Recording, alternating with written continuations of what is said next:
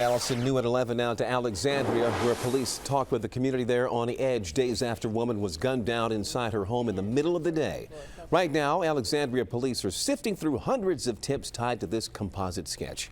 So far, no arrests, and at a community meeting tonight, police were very clear. Keep your doors and windows locked. Jay Korf has the very latest on this developing story out of Alexandria tonight. Jay?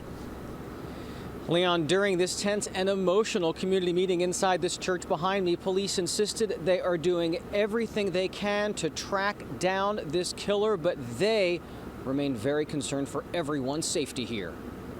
Worried neighbors packed a meeting Monday night, desperate for information about the murder of Ruth Ann Lodato, a beloved piano teacher gunned down last week in her home by a suspect who remains on the run. Ruth Ann's death has left our community with a deep sense of shock and grief. Police say the 59-year-old answered a knock at her door and soon after opening it was fatally shot. Another woman in the home was injured but survived. This is the composite sketch of the suspect, an image seared into the consciousness of this community. A couple of my neighbors and myself, we all have this feeling. We've seen that face, but we can't put our finger on it. Police revealed very little new information on this night, but said federal investigators are assisting in checking out hundreds of tips. They were candid in their continued concern for the safety of citizens.